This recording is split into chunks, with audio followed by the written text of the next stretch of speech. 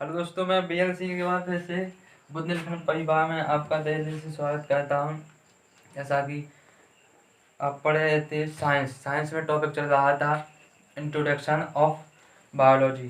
तो आज introduction of biology part 3 होगा।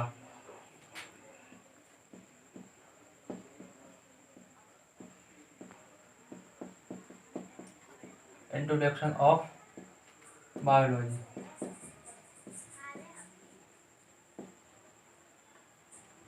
जीव विज्ञान का परिचय हिंदी में कहा जाए। इंट्रोडक्शन ऑफ बायोलॉजी हिंदी में कहा जाए जीव विज्ञान का परिचय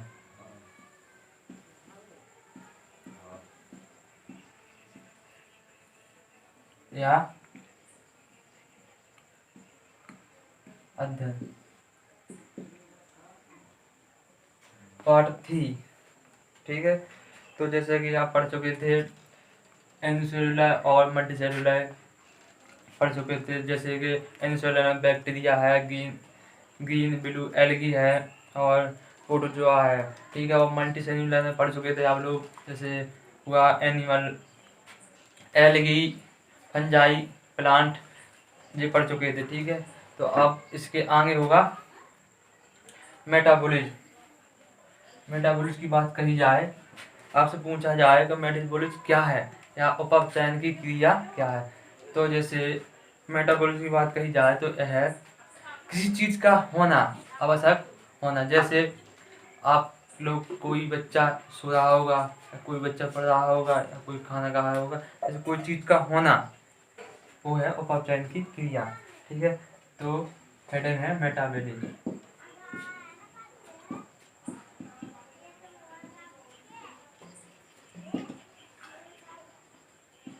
मेटाबॉलिज्म की बात कही जाए तो इसको हिंदी में कहा जाता है उपापचयन की क्रिया।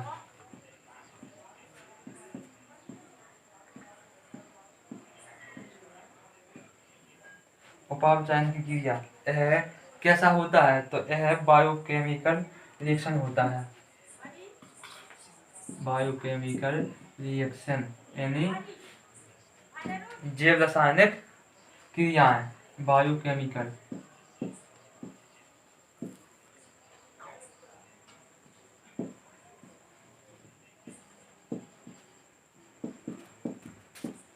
तो बायोकेमिकल की बात कही जाए तो इसको हिंदी में कहा जाता है जैव रासायनिक क्रियाएं। जैव रासायनिक क्रियाएं।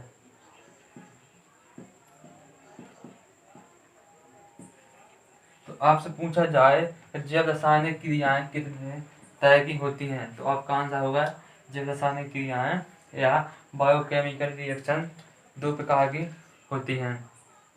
पहला है एनाबॉलिज्म।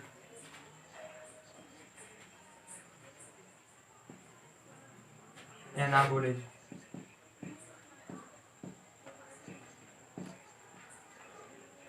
और दूसरा है कैटाबॉलिज्म।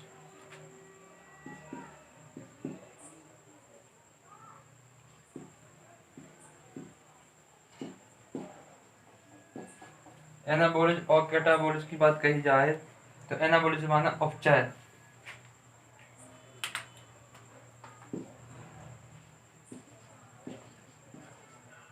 ठीक है। और कैटाबॉलिज्म की बात कही जाए, सॉरी यहाँ एक होगा, कैटाबॉलिज्म की बात कही जाए इसका बोलते हैं अपचय,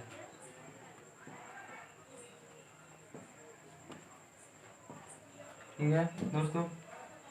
जैसे एनाबॉलिज्म की बात कही जाए तो एनाबॉलिज्म क्या है, तो आपका आंसर होगा एनाबॉलिज्म वह क्रिया है जैसे किसी चीज का निर्माण होना या सिंथेसिस होना, ठीक है। तो यहाँ है एक पॉइंट, एनाबॉलिज्म में किसी चीज का निर्माण, किसी चीज का निर्माण, ठीक है। दूसरा नंबर सिंथेसिस।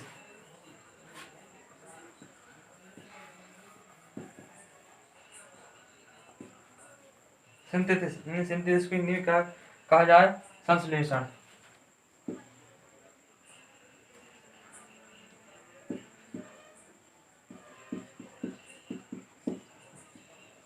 ठीक है।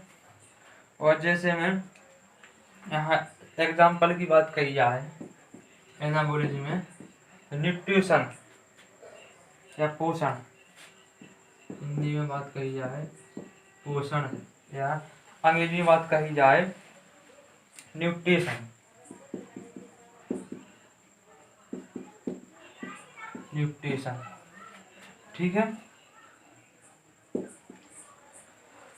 और कैटाबोलिज्म की बात कही जाए तो कैटाबोलिज्म क्या है, तो आप सब कैटाबोलिज्म यानी जैसे एनाबोलिज्म की बात कही गई, हाँ एनाबोलिज्म या अपचार की बात कही जाए तो इसका मतलब होता है किसी चीज का निर्माण होना या सिंथेसिस या संश्लेषण होना, ठीक है। तो जैसे एग्जाम्पल में है पोषण या न्यूट्रिशन, ठीक है। और कैटाबोलिज्म की बात कही जाए तो कैटाबोलिज्म की बात कही जाए तो इसमें जैसे किसी चीज का टूटना,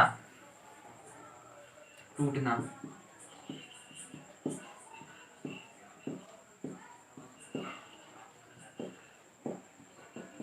ठीक है, किसी चीज का टूटना। अब इसमें ब्रेक डाउन,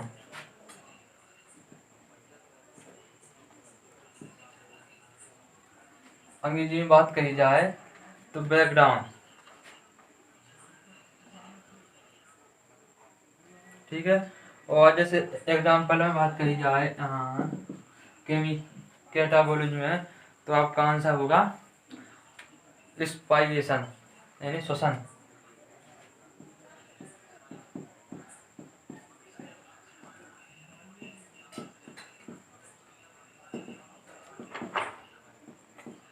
रिस्पाइरेशन, ठीक है। और दूसरा पॉइंट कहा जाए एक्सक्रेशन, एक्सक्रेशन, एक्सक्रेशन मतलब इन एक्सक्रेशन को हिंदी में कहा जाता है उत्सर्जन, ठीक है दोस्तों। जैसे शून्य समझ लेते हैं, जैसे मेटाबॉलिज्म क्या है, मेटाबॉलिज्म है वह क्रिया है जिसकी चीज का होना, ठीक है। यह कैसा होता है, बायोकेमिकल रिएक्शन यानी जैव रासायनिक क्रियाएं। यह दो प्रकार की होती हैं, एनाबोलिज्म और कैटाबोलिज्म। एनाबोलिज्म माने उपचार और कैटाबोलिज्म माने अपचार, ठीक है। तो एनाबोलिज्म की बात कही जाए किसी चीज का निर्माण, और दूसरा पॉइंट कहा जाए सिंथेसिस यानी संश्लेषण, ठीक है। और जैसे एग्जाम्पल की बात कही जाए तो पोषण, पोषण, ठीक है। और कैटाबोलिज्म की बात कही जाए यानी अपचार की बात कही जाए तो किसी चीज का टूटना, टूटना जैसे एग्जाम्पल में है श्वसन, स्पाइरेशन। और दूसरा पॉइंट है उत्सर्जन। तो दोस्तों ये चीज आप लोग नोट कर लीजिए। तो ठीक है दोस्तों, अब होगा 5 नंबर पे, जैसे रिस्पायरेशन, आपसे पूछा जाए रिस्पायरेशन क्या है,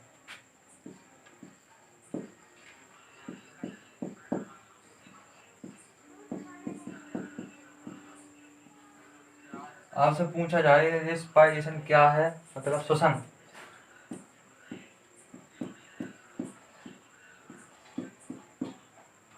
जैसे आपसे पूछा जाए रिस्पायरेशन या श्वसन क्या है तो आपका आंसर क्या होगा। जैसे आपने खाना खाया तो वह कॉम्प्लेक्स फॉर्म में होता है, कॉम्प्लेक्स मतलब जटिल फॉर्म में होता है, ठीक है। जैसे जैसे आपने खाना खाया तो वह जटिल में, जटिल मतलब कॉम्प्लेक्स,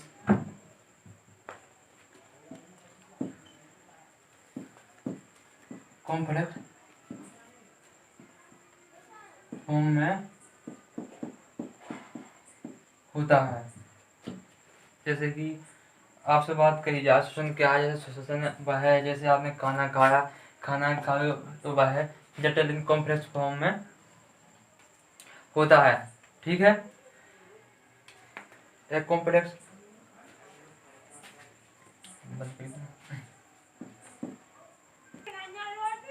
ठीक है। तो जैसे आपने सांस लिया है, जैसे जैसे आपने खाना खाया, वह कॉम्प्लेक्स फॉर्म में होता है, ठीक है। जैसे आपसे बात कही, यह कॉम्प्लेक्स फॉर्म में होता है। तो इससे बेथिंग बेथिंग की बात कही जाए, बेथिंग माना का क्या होता है, सांस लेना, सांस लेना, ठीक है। तो जैसे आपने फेफड़ों द्वारा जैसे सांस ली है, तो क्या हुआ, ऑक्सीजन का नहीं, O2 का, O2 ग्रहण करते हैं, O2 ग्रहण, वही है बेथिंग, ठीक है। बेथिंग इसकी आप क्या कहते हैं, ऑक्सीकरण।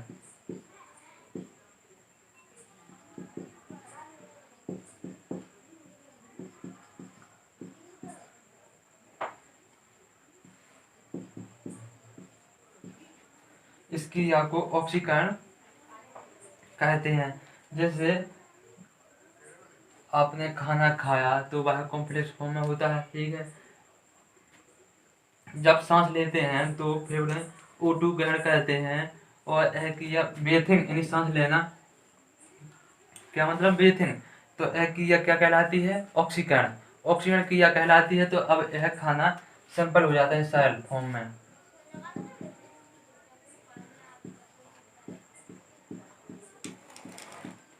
सरल सिंपल फॉर्म में आ जाता है, ठीक है। तो आप लोग ये, और आपसे पूछा जाए रिस्पायरेशन क्या है, तो आपसे बात कही जाए, यह कैटाबोलिज्म है, कैटाबोलिज्म, कैटाबोलिज्म की बात कही जाए तो यह आपको कहा जाता है अपचय,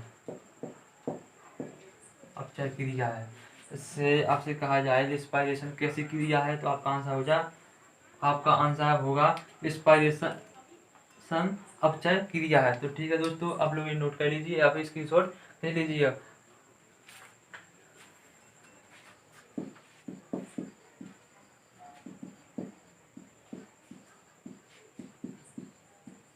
रिस्पायरेशन, तो इसमें एग्जाम्पल की बात कही जाए तो है, इसमें example carbohydrate, vitamin, protein, fat, fat की बात कही जाए, फैट, कार्बोहाइड्रेट,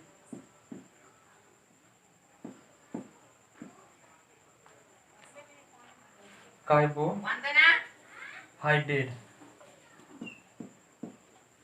ठीक है। कार्बोहाइड्रेट को कार्बोहाइड्रेट कहते हैं, फैट माने वसा, विटामिन, विटामिन, और तो यह एग्जाम्पल है, विटामिन भाई, और कार्बोहाइड्रेट है, और फैट माने वसा है। तो यह ऊर्जा ATP के रूप में इसे एनर्जी कहते हैं, एनर्जी, एनर्जी, ऊर्जा, ऊर्जा किस रूप में होती है, ATP के रूप में, ATP, ATP की बात कही जाए तो इसका फुल फॉर्म ATP, ATP का फुल फॉर्म एडेनोसाइन,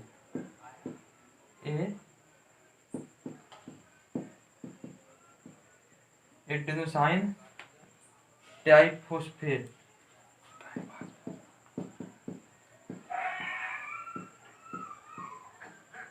ठीक है। तो यह ATP का फुल फॉर्म है एडेनोसाइन ट्राइफॉस्फेट, ठीक है। तो अब अगला टॉपिक, अगला हेडिंग है न्यूट्रिशन, पोषण।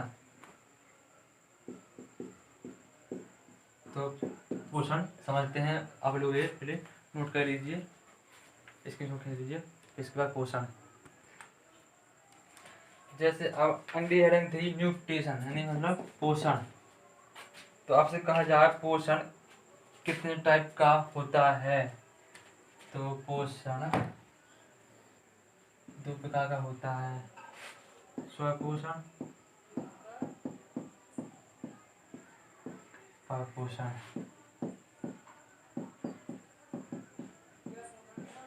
स्वपोषण की बात कही जाए, स्व मतलब स्वयं, पोषण यानी सब ऑटो न्यूट्रिशन, ठीक है। और पापोषण की बात कही जाए तो हेप्टो न्यूट्रिशन, ठीक है। तो इसमें एग्जाम्पल की बात कही जाए स्वपोषण में तो प्लांट, दूसरे नंबर पर एलगी, एलगी, तीसरे नंबर पे इबुलिना,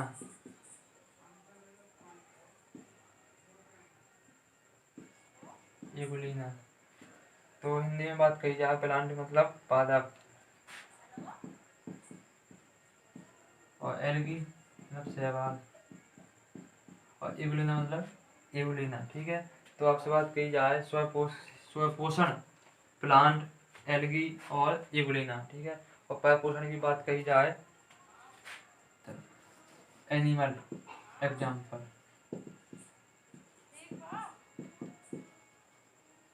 एनिमल, एनिमल की बात कही जाए तो एनिमल को हिंदी में कहा जाता है जंतु, जंतु भी एक परपोषण है। और दूसरी एग्जाम्पल की बात कही जाए पैरासाइट, पैरासाइट, पैरासाइट मतलब परजीवी,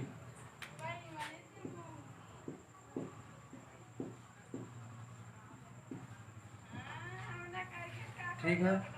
तो आप लोग एक नोट कर लीजिए न्यूट्रिशन, और इसकी क्लास यहीं पर समाप्त करते हैं, और इससे आगे अब कल होगा, ठीक है दोस्तों।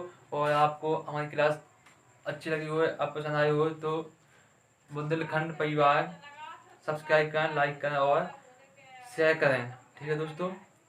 और धन्यवाद। वंदे मातरम।